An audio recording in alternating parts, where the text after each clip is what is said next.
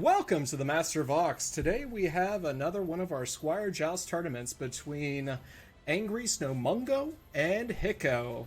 Co-casting with me is going to be Nilla. Say hi. Thank you for bringing me back again. Oh, you're welcome. You're just part of the channel now. You're like kind of like herpes. You show up once a week instead of once a month now. Yeah, the issue is I'm treatable now if I'm like herpes. Ooh. All We're right. off to a great start with this one. Oh, yeah. All right. So what do you think about the divisions we're seeing today on this map?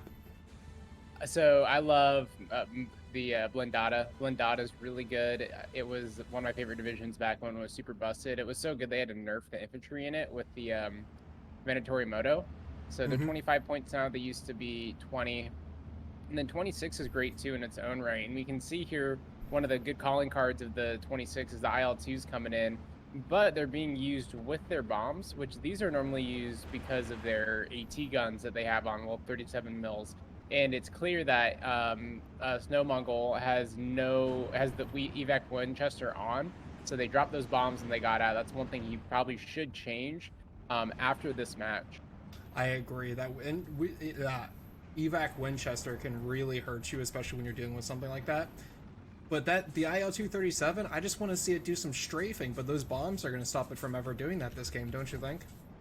Yeah, with the P2 up floating around, if he turned off those bombs and started rolling around with the 37 mils, all of the fire support vehicles inside of the town there for Hickco would be just wiped out immediately. There's no AA, no planes coming out to challenge the IL-2. And if I'm Hickco and I see that he's just content using the bombs, I'm not going to call out any AA because they're just 450 kilogram bombs. They're not too potent. Yeah, and how much is that investment there? That's a 125 point investment. You can kind of just ignore it at that point. Yeah, and there's two of them, not to mention the recon plane and the Yak-1 bomber that we just saw come out down south. So a good like 40% of Snowmongo's points are in planes off the first couple minutes. That should tell Hickco that if they push somewhere, they're probably going to break through due to a lack of frontline units or high-quality frontline units. And I think we're going to see that in the center town, especially with those 222s supporting the Romanian infantry here. It's kind of a timid push right now, but he's going to eventually realize there's nothing but Cherno Chisaniki here. Yeah, and those Chernos aren't what they used to be either. They only have those rifles, no machine guns anymore, so if he gets up close with his mandatory moto, they will beat those Chernos hands down because they have the 2 MGs on their own. That's not even taking into account the AB Hort in the town as well. And those Venatori de Mozzo have 2 automatic rifles, so he uses those in conjunction with his SMG if he gets real knife fighty. Yep, yeah, so instead of just having 2 automatics up close, you have 4. So you have 6 rifles, 4 automatics, so you have all your firepower to bear no matter the engagement range. Yeah. That's a weird thing. Oh, that IR-81M. Alright, it's going to take out that 45 from the rear. So I think he sent that as an intercept, but it's no longer... Yeah, he hauled it out to shoot at the P2, I believe. And I don't know if it got the P2 or not. It doesn't look like it. It doesn't have any machine gun usage on it. So good use there to turn it around and get some value out of it on that sortie. Yeah, it looks like he was trying to go for that IL-2, and we know whenever you front on an IL-2, you gonna die. Yeah, it's basically just a little A10 floating around. Yeah. Now, one thing though with this IL-2 is that the 37 mil on it, I don't believe that shoots at airplanes. It's only ground targets.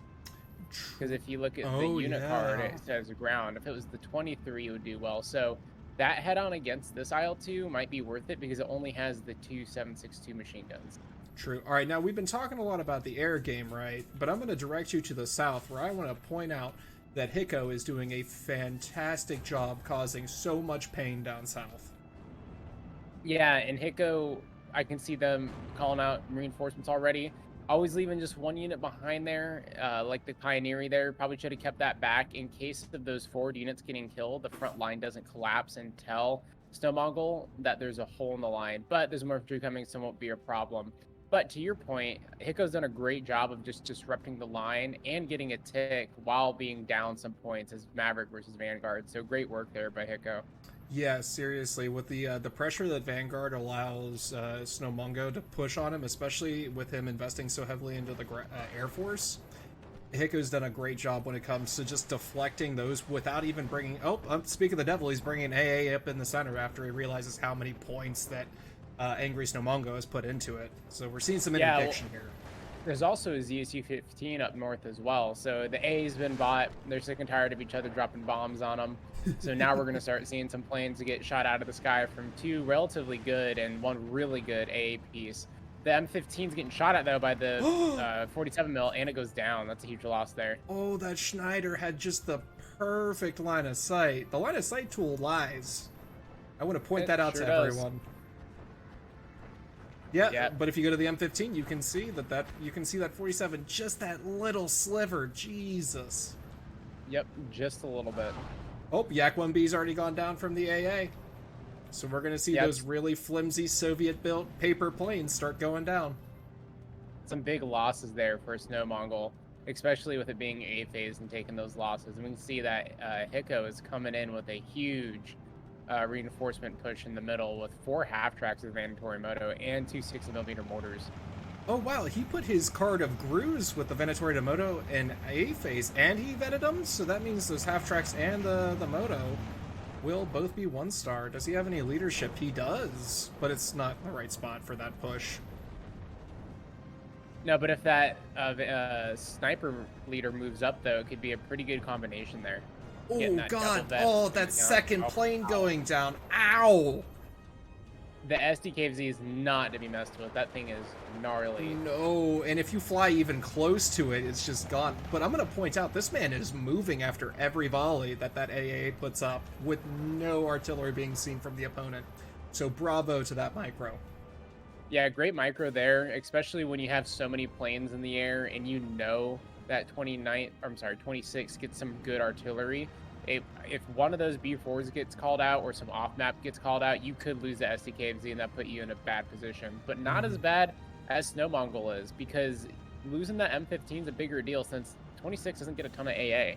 No, but then again, Blendata doesn't get that much either, but it can use some good stuff. Yeah, and as we can see, it's substantially better, taking out 2 Yak 1s already and paying itself off. True. I'm going to point you to the south right now. I think I've realized where all of the Vanguard and Hopes and Dreams have gone. And that's in the southern flank. Right now... the Vanguard income's dipping into the dollar store with those Chernos. Yeah, it looks like he's just dumping out the prison system here. You got Wagner down south. Too real. I don't know. They run away just as much here, too. One thing I noticed, too, in the start, and I didn't mention, but that Zis 3 down there, it came out in the Zis 42 tractor truck. Really? Yep. Yeah, look, you can see he just called one out again there. Oh, shit. All right, so I know, like we talked about earlier, this is the Squire Tournament, so this is for everyone regardless of skill. Just make sure you go through your cards and you find at least a Studebaker or something fast. Because I think that's the default one that it comes with in that deck. Yeah, since this is a vanilla deck, a lot of the vanilla decks are have the Zis 42 transport in it. Mm-hmm. Most of the new ones don't have it, even the new Soviet ones. And since these ones have it, like you were just saying, they get auto-selected when being picked in your deck. So sometimes it can be as simple as that thing being so slow could have cost you the game if you called it. You needed an AT gun right then and there if it was a really close match. Especially if you have the card in A like he does. Needing that for that original push to place it somewhere, that can hamper everything because it allows your opponent to get, emplaced. Ooh, this Rosita. Oh, God. Oh, the Cherno, the Wagner boys are coming for the Rosita. Ooh, that's going to be a big loss there. What's your thought there on the push by Snowmongo? I think it's pretty interesting seeing this Period PPSH called out again. I think we saw that in our last replay. You know, I think that it's a really interesting thing because I know Blendata is going to be able to push a lot of support vehicles into an area. So having the threat of a Panzerfaust, having that extra 20 meters over a grenade, could make or break a push, you know? Yeah, and I think we already saw somebody's Panzerfaust get used in the tree line up there, where the initial push you were talking about earlier from Hickco was the half-track's dead, and I think it might have been a Panzerfaust that killed it. Oh, up north? Oh, it was, yeah. One of those PPSH squads is missing a Panzerfaust. So yeah, it's already coming in handy. Oh shit. Now, I really like the Sapri PPSH because I think they're, what, 10 points? And they will hold the front line. So you can pretend to have shit places. And they have Yeah. 100-meter range, so they're not going to shoot at things they don't need to shoot at. And they have a Panzerfaust. They're really good ambush units. So sitting them in like a dense, city, let a vehicle roll by, or like you said, just holding the front and kind of masking that you have stuff there. It's a really good unit there. It gives you a lot of utility. If, say, in the start as a Vanguard, you want to be aggressive, drop it on a flank, have that be the only thing, maybe one behind it, 20 points, have a layered, quote-unquote, defense of 8 dudes covering a quarter of the map. And sometimes that risk is just worth it. All right, so I know the South is getting real hot right now. I want to see if these Sapri PPSH fouls to a Panzer IV. Like, ooh, I want to see it happen. Come on, boys.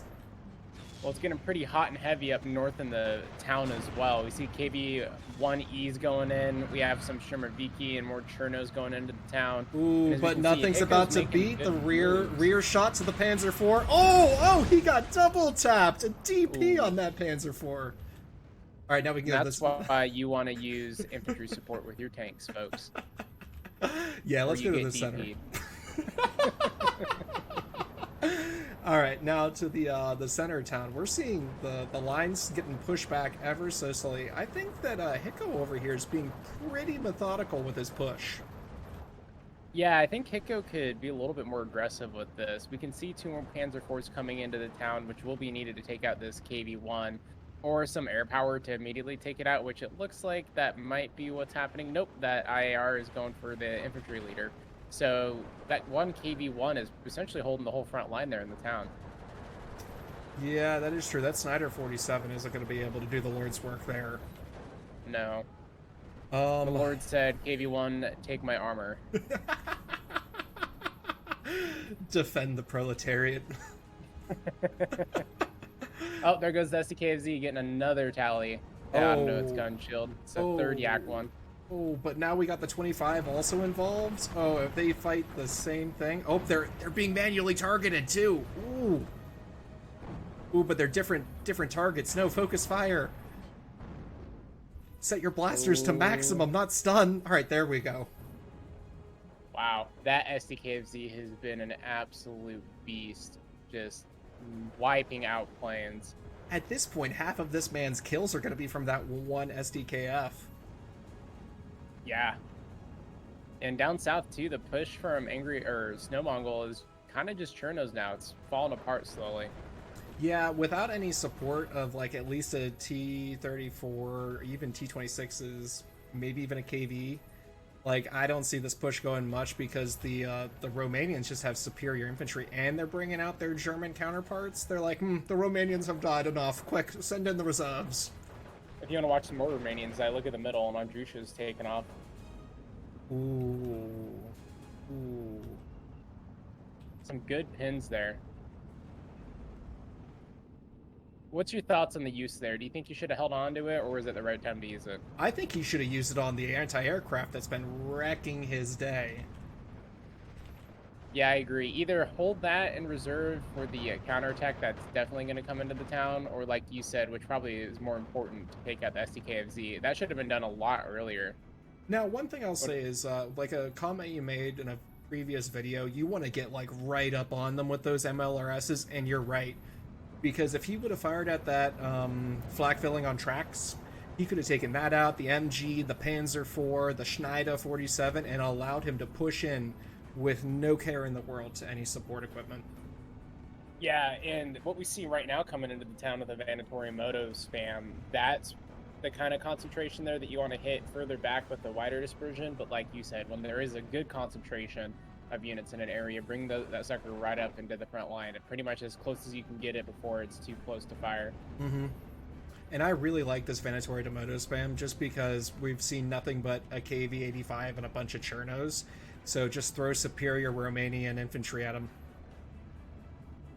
And yeah, the 2 MGs per? Yeah. 2 MGs, what are they? M&S automatic rifles in each of the Vanatory to Motos. Oh, so good. Look right here, in the center town, you have the Cherno Pesagniki getting hit by that Venatory Demoto, It Yep. was all of the SMGs, all of the automatic rifles, and the 5 bolt actions that are in the squad. It's just a bukkake of Romanian lead going on right now. Yeah, you can also see them engaging up north too. That's just an all-around good unit, because if you look at it in comparison to the Gavardia DP, same price. The Gavardia, sure, it has a PTRD, but the PTRD isn't really great, and you can't use the DP28 in the building against mandatory Demoto. It's just not gonna, you're not gonna be able to use it. No, in all honesty, I would rather have the Panzer. Oh my god, he used the 37! Oh, but that doesn't have the bombs. Oh, It does not. I was so That proud has for a worse minute. availability in relation to the other ones with the bombs. The ones with Yeah. the bombs gets better availability, and they're a little bit more expensive. But you want to take those out and use those as the anti-tank roll because you have better availability True. in the cards. We saw a cluster hit that KV-85, so right now the Romanians are just clearing them room to room. This is just an Eastern European Fallujah at this point. You see here coming out from the back, the 150 mil from Hickco. That thing's coming right up to the front line. I think that was a inverse of the caster curse. I think it's a little caster eavesdropping from their end. Ooh, I think it's foreshadowing is the proper literary term. I see. I can't read, so I wouldn't have known. I'll put it in a picture book for you next time. Thank you. Scratch and sniff, please. No, I'm gonna make sure you can color in the lines first. Sweet. Oh, he's bringing out another 152. It looks like he just feels really comfortable in the center, and he's just building up a support base at this point, because he's got a logistics truck and 2 150s that just came out of nowhere. Ooh, and Drush is firing again, yep. It's gonna miss the SEKFZ likely. It's out of the dispersion range, but we'll see here. I think he's going for the Panzer IV and Venatori D'Amoto, but he's only doing... It wasn't fully reloaded. Oh, that's weird. Yeah, I only reloaded a couple of the rockets. It was really strange. Oh, is this 150 gonna hit it? No, I don't think he noticed. Oh, down south, that what I was talking about with those T-34s being used as support. This Hickco has nothing to take out this Stalingrad pump out right now. Like, these T-34s are going to be able to push him in. Oh, except for the cluster bomber. Never mind. Let's see if he spreads it out. Oh, he might miss it here. He lost line of sight. Oh, he missed completely. But those T-34s are cut off. There's only one Panzer Grenadier squad down there with 3 Panzer Fausts. And it doesn't look like the T-34s are going to head that way either. But there is the Panzer IV coming in. I don't know if I'd take that fight if I was that Panzer IV. Ooh, he's going to do it. He's going to do it. He's got balls of steel over here. If he micros it really well, he should be able to pick up those 2 right there. Ooh. And it looks like he's got eyes on because of the Pioneery. Ooh, he might be able... He might be able to use the line of sight. Oh, can he do it? We got him! Yes! All right, 1 down. All right, now what about this other T-34? Oh, the Venetori da Cara. And into the Panzer Faust. Oh, that's a Panzer Shrek. Ooh. That's the guy your girlfriend told you shouldn't be worried about. She told me it's about the motion of the ocean, so. Well, I'm going to tell you here, she's lying. And mine's wider. It's 240 millimeters, or 149 millimeters. Oh, never mind. Oh, no, yeah, 88. See, there's girth to it. Yep. Up north, we still haven't seen these 150s used at all. I wonder if he forgot about him after bringing him in. I mean, he forgot about the supply truck. So it's very likely that the M1934s are forgotten about. Carry on my wayward son. And it looks like he didn't put his 60 mils on defensive fire either, because they're not engaging anything in the center town. Now, yeah, it looks like both players are strapped right now on micro. Yeah, I think that they're microing the south real hard, because we're seeing more and more stuff get pushed through. All right, question for you. For a newer player, do you recommend them putting their artillery pieces on defensive fire over an area that they need to worry about, and then just forgetting about them so that you don't run into stuff like this? Yeah, I would recommend anybody does that too, because when you get into higher and higher levels and you're playing against people who are better and better, and you're getting better, you only have so much APM and so many things you can focus on all at once during the match. So if you can get utility out of using the defensive fire function, or he's got it on counter battery right now, That's perfectly fine. Now, what I think might have happened here is that these were on counter battery, which is all well and good, but you haven't really seen, if you're Hickco, you haven't really seen any big artillery other than the Andrusha. Hmm. So it would have been better, like you said, to put it on either fire at will or defensive fire. Really, you trust the AI with fire at will? Whew, that's like a pull and pray there. Yeah, it's either or. It's better than just having them sit there and do nothing. Fair, fair. Now, question: with that Injusha firing multiple times and the 150s never picking it up, does that mean that counter battery doesn't pick up MLRSs? I don't think it does. Ooh. I could be wrong, though. I think we're gonna have to watch and keep figuring it out as we cast. It looks like the Andrusha is hitting the same part of the town again. If it was over just a little bit, it would have hit a bunch of infantry and another Panzer IV. Yeah. Now, the crazy thing is Injusha is not being used to either preempt an attack or blunt an attack. Oh, well, it got a Panzer IV. It did. It did. And half a squad of Venezuela de Cara. Yeah, that's not worth it, though, in terms of the opportunity cost of the not buying it and buying it, because you have 135 points for the rocket itself and then 40 for the supply truck to keep it fed. Yeah. And you took out a 75-point tank. So Unless unless to it be killed fair, he's killed three some more infantry. or 2 more tanks. Yeah. But it's also you're not going to trit with just one Andrusha in the town there against all the Vanatori Moto and now Panzer Shreks, or I'm sorry, Panzer Grenadiers coming in with their Panzer Faust. Yeah. This southern attack, this man is like a bulldog. He is not letting go of this possibility. No, And neither one of them wants to. at what point do you just call that flag, or do you think he's comfortable everywhere else, so this is good? I would have just called it if I was angry Snowmongo back when my Cherno wave got wiped out. And pushing Ooh. down there too on this map initially is pretty rough. You only have one flag there that you can easily secure, and then it's just another village and more dense trees down a narrow road straight to a reinforcement point. Yeah. So there's no geographical benefit of attacking down south, considering your reinforcement point to the flag, if you even get on the hill initially, is in a valley that's completely open that your opponent overwatches, that you have to attack uphill to get to. Now, normally from what I've seen and how I've played this, as the blue player, you push that red flag right there, and then you might keep pushing, but for the most part, you just take that one easy flag. Yeah, what you want to do is mess with the red flag there in the dense forest and make them waste more points taking it back than you invest into it, and then just kind of leave it at that. Yeah. Ooh, this paper thin BF 109 might go down. I'm gonna say it's the tail gunner if it does. Nope, out of range. Out of range. That was a good evac there. Realizing, all right, there's an AA here. I'm not going to be able to catch him before I get too much into AA range. That was a really good micro there to call him out when he did. And another thing is, I'll point out this ISU 152 over here is a beautiful call out to prevent any counterattacks across that way. Yeah, I don't think we'll see a counterattack because of the same problem that I was just talking about. If you attack across that valley, you're also unsupported, and there's essentially an L-shaped tree line there that's going to be shooting down into you as you try to navigate that road. Fair. And now we're seeing those 150s manually targeting this ZSU M15. So he's getting some use out of the artillery now.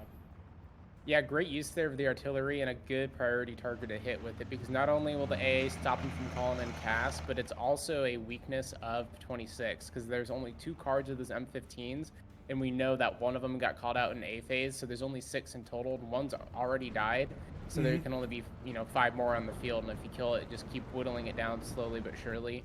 You'll just be able to overwhelm the AA at some point later in the game if you have enough planes to do that. Very true, and I think he'll be able to flex the Romanian Air Force once the AA's been dealt with, because he's already shown us he's used the Stukas with the clusters. We've already seen BF 109s, so we're seeing him try to gain air supremacy within this fight.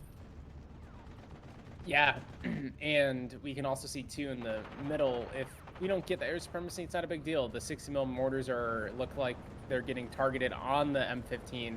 So all the artillery right now is being used as seed, essentially, to suppress those M15s and try to take them out of the fight. You're not wrong, though, and we're seeing a great use out of this. I wonder when he'll try to go check up, because both the M15s right now haven't been killed. So we'll have to see. Oh, there's the stream of 60 mils. Jesus. Beautiful. So Gorgeous. beautiful. Let's watch it. Let's watch it close up right here. Oh, it got it. It was right in the breadbasket there. Mm-hmm. So between these two players so far, from what we've seen, I think that Hickco and Snowmongo is at about the same level in terms of micro, but it seems like Hickco has a better game sense and a game knowledge of what to do and when to do it, and what to call out and when to call it out. What do you think? I think that Hickco is too cautious to his own detriment. That I've seen here. So he has, for example, complete supremacy in the center town. Even without God Vision, you can still see they're not pushing me. The line is all wonky all over the place, and he's probably barely seen anything in there of value. To just push, be aggressive. Yeah, and on the flip side, I think it's clear that Angry Snowmongo is a little too aggressive for their No own such good. thing. No such thing. There's no thing. Tell that to the T-34 and KV-1 that got killed in Hickco's spawn. See, they're already dead. We don't have to tell them anything because they were aggressive. Yeah, they can't hear. But right now it just looks like a stalemate. It looks like they tried, or Snowmongo tried doing a push up north. I can respect it because there's no AT, but there's also nothing that we're seeing that can push across that valley. It's just a KV-85. So if you were on this map and you were in Angry Snowmongo's position, where would you have pushed? Would you push down south? Would you focus the town more, or would you have gone up north? I would have put combination of a the three? flamethrower and maybe a Sturmoviki rock, maybe a Cherno at that red flag, put an AT gun far south looking over the valley, put half of my starting resources in the town, and then put the other half up north, and I make that Kessel run up north. I push it because there's 3 flags super close to each other, and then you control the initiative of the game, especially as the Vanguard player. Yeah, and on the flip side too, to what we were talking about down south with this map, is up north, you have to go through a valley, there's an exposed road, but as we're seeing with that engagement up there, you can cover your initial push across that valley with just standard machine guns from an infantry squad, because it's such a small gap to break through. 500 so meters.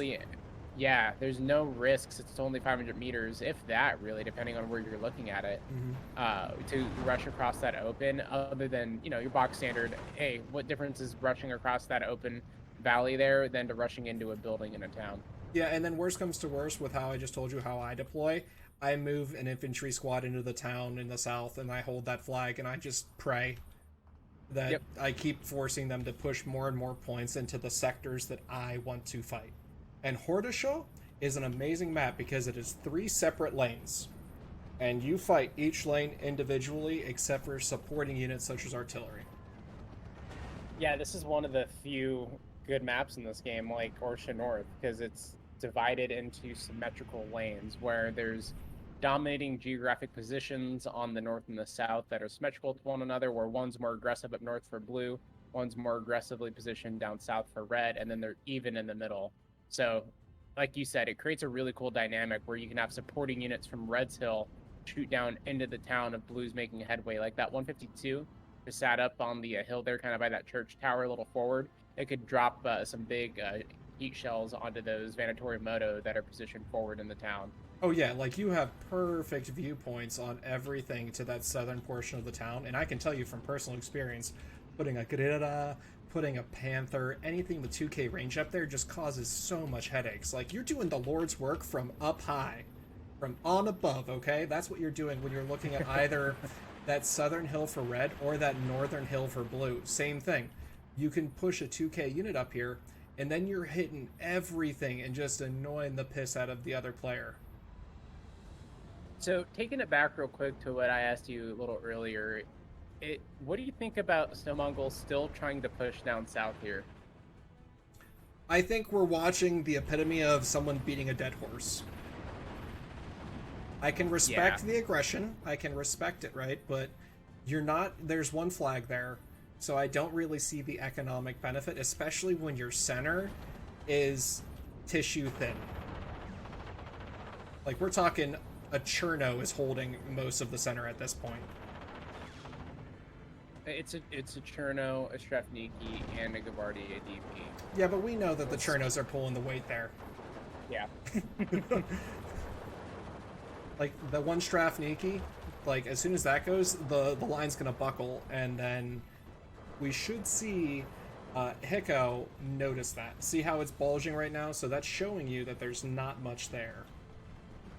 And then once again, too, you have the Shimmerviki go down, and once you see a front line move that dramatically and then stop immediately, you know about how far back the next unit is. Because from the center of where the front lines meet, the next unit, for the most part, will be no further back than 300 meters, pretty much, is about the distance you'll have to that front line, unless it's suppressed like the Strefniki are. Yeah, I was always told that it's literally half the distance, and then if you suppress them and it's just them, it's 75% of the distance. So that's a fun way to read the line, guys. Yeah, so it'll tell you about unit composition too. Like if you can look down south, where it's kind of more of like a ring going around that hill where that red flag is in that dense forest. Because you see down south there on the border of the map, you got Hickco's units pushed more far forward, and then you have nothing of his other than the Vanatori Moto on that flag in the farm.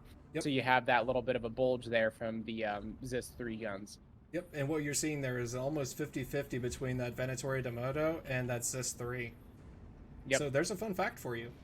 I would say it's 1,250 meters between the two of them, and it's showing exactly at the 600 meter mark. Yeah, so if you learn how to read the front line, that gives you more information than a well-produced recon unit will in the game, because you can tell what's behind the front line in cover, even if a recon unit couldn't spot it. Yep, and then you can kind of measure the how much you think they have there. Like, for example, oh my god, does this man have a buildup of Romanians in the south? Ooh. Oh yeah. Sick and tired of getting pushed up on that hill. I'd say it's a bit of an overinvestment, but that's just me. Where did the Andrusha go? Did it get counter batteried?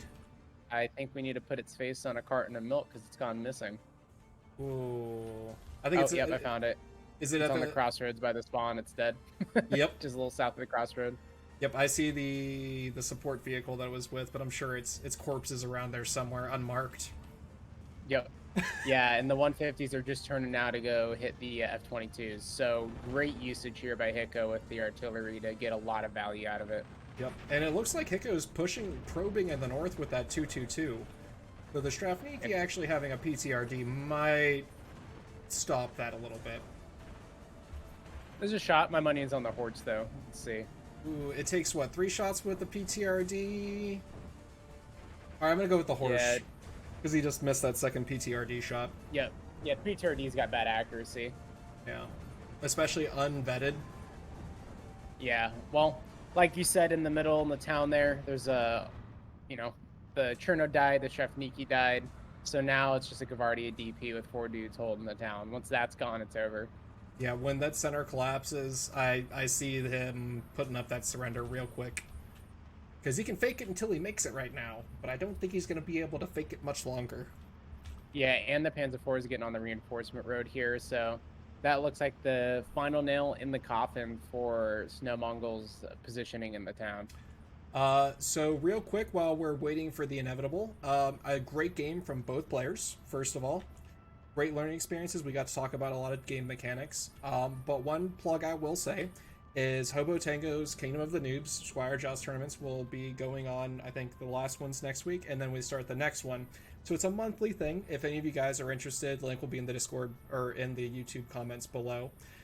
Also, he's doing a Kingdom of Steel tournament where instead of building a like your standard army using the Eugen platform, you can build divisions the same way you would build an army. So, for example, look at one of my previous videos. I walk you through how to do it. It's a different tournament, different way of doing things. Super cool concept. I'm looking forward to casting it with Nilla here. Yeah, definitely recommend you guys go check that out. I might not play in tournaments anymore, but it's always nice seeing fun, unique tournaments that are different from the Steel Division League that isn't as competitive facing because it gives a lot of fun things to cast and look at and weird matchups that you normally wouldn't see. Exactly, and you get to hear Nilla's beautiful voice again every week. It's just like tinnitus that doesn't go away. uh, It's like that well, swan one song thing in your too ear. I'll say about the players here is Snowmongo did a really good job of being aggressive, having the gumption to push as aggressively as they did. That's really commendable, especially in an area that's really hard to push. And then Hickco, just awesome job with game knowledge. Really good at, you know, uh, reading ahead and understanding kind of where the game's gonna go. And I think of both of these guys. One for Hickco is a little bit more aggressive, works on micro, and Snow Mongol is a little bit more tactful with where they push and how aggressively they push. Yeah. Both these players are in a really good spot to keep progressing skill wise. And I think that the biggest thing about Steel Division is you just have to keep playing it to get better. And you learn, like the game sense that Nilla's talking about here. You just got to keep playing, and you'll learn ebbs and flows. You'll be able to feel the front line changing instead of like actually thinking about it. You're like, oh, it's there, and then you just push. Yep. Yeah, it's all about the timing. Yep. A lot of the time. Like, no pun intended. when we talk about things like, hey, he could have used this Andrusha to blunt an attack, to push an attack, we're trying to help you, the viewer, out, understand a little bit more of like how you can interdict or progress as you play. So that's one of the big things about this channel is I have a world-class SD2 person. He may be in the nursing home of SD2, but he still has a bunch of good opinions. Yeah, I'm on that Steel Division Social Security right now. I'm sorry that that program went out of funding, so we have a wonderful bridge for you to live under. Oh, thank you. It comes with a tent. Cardboard box. Well, great. Okay, so let's look at the stats here. 1950 to 3775. So I think that Angry Snowmongo here, he really pushed, and he pushed hard, and he used that aggression. He just has to focus that aggression into a lane on the map that he can actually win instead of just pushing into the other ones. So I think that comes with a lot of map knowledge and like playing the different things. Yeah, a lot of the experience comes from just playing all the random maps and learning all the weird positions on the map and weird lines of sight, like at what time something gets to the position before another unit at the start of the game. And like you were just saying, it's just a lot of that sense comes with experience and time overall. Keep the aggression, focus it. That's all I gotta say. And Hickco, push, push, push, push, be aggressive.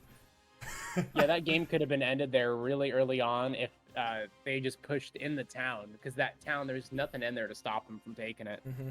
Oh, real quick, I'm gonna tell you to look at the losses real quick, and I want you to look at Prinz doing the Lord's work, taking out the Soviet Air Force. Yeah, if Prince was German, Prince would definitely get the Iron Cross with oak leaves. Yeah, that's 3 Yak That's 9Bs and 3 IL-237s. Oh my god. that's some MVP material right there. Yeah, I think that he's the MVP. I think he's gonna be the one on the thumbnail. No one's gonna understand until they actually watch it, but he deserves that place on the thumbnail.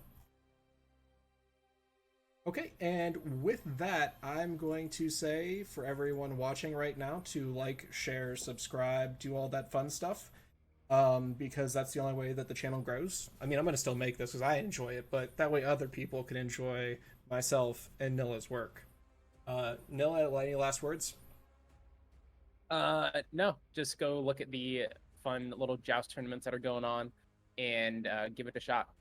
All right. Give us some more content to cast.